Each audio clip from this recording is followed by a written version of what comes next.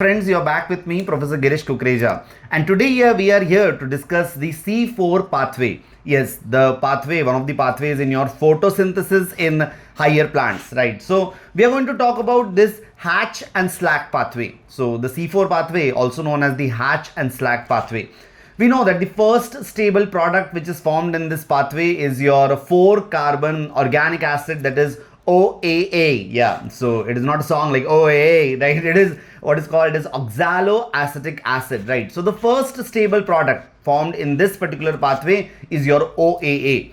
We have discussed that this pathway it evolved to avoid the phenomenon of what is called as photorespiration, which creeps in when your rubisco it combines with your oxygen and then follows this photorespiration, which is a waste process actually, which results in loss of what is called as carbon dioxide and utilization of ATP. Anyways, like that is not the point of discussion here. We have discussed this photorespiration separately in our other videos. We have discussed the Calvin cycle in the other videos. This video will be focusing only on the sequence of events in this Hatch and Slack pathway. We know that these C4 plants, the sorghum, the maize, the sugarcane, right, they have two types of cells, right? You all know, right? They have Kranz anatomy. So remember that the Kranz anatomy is the characteristic feature of the C4 plants, right? This also has been discussed somewhere else in my videos, right?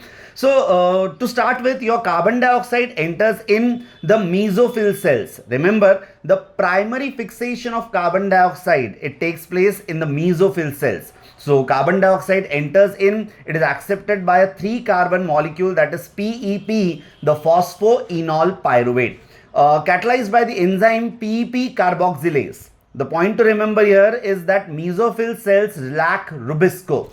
It's good they lack it because at these higher temperatures and at lower CO2 concentrations, at high light intensities where these C4 plants they are growing, the rubisco has a more affinity towards oxygen. So it's better you don't keep rubisco there.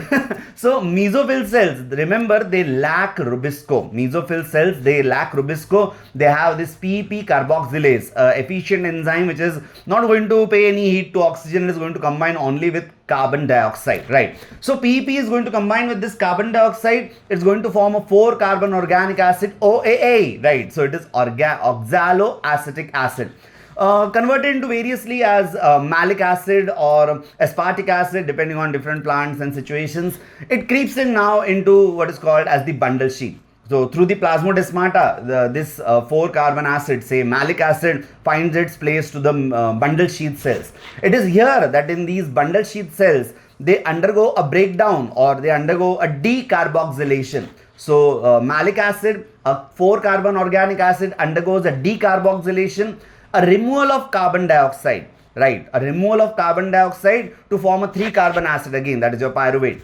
And this carbon dioxide which is removed, it now enters your C3 pathway. Yeah, the Calvin cycle. Oh, it came again. So remember that the Calvin cycle or the C3 pathway, it takes place in the C4 pathway also, in C4 plants also, but the location is different. Here it is taking place in the bundle sheath cells. Remember, it is the universal pathway for formation of glucose. So Calvin cycle or C3 pathway is taking place in C4 plants or C4 pathway also in bundle sheath cells for formation of glucose, right? So this pyruvic acid which is formed here, the 3-carbon is regenerated back, it is brought back to your what you call as, from where did we come, right? So we came from mesophyll cells, right? So this is traveled back through plasmodesmata into your bundle sheath cells where your pyruvate is again phosphorylated to form phosphoenol pyruvate, PEP, the acceptor of this C4 pathway, completing the cycle. So to sum up, your PEP is to combine with CO2 to form OA. OA is converted to malic acid. Malic acid is now transported to your what you call as bundle sheath. Malic acid undergoes decarboxylation to form pyruvate, and this pyruvate is again brought back. It is phosphorylated to form phosphoenol pyruvate, completing the cycle and successfully avoiding photorespiration, right? Because rubisco, which is kept there inside in the bundle sheath, doesn't see the oxygen. There you are providing it with a lot of carbon dioxide. Let us discuss this in more detail in some other videos. For time being, you remember the sequence of events of this Hatch and Slack pathway and stay tuned with me, Professor Girish Kukreja. Thank you so much.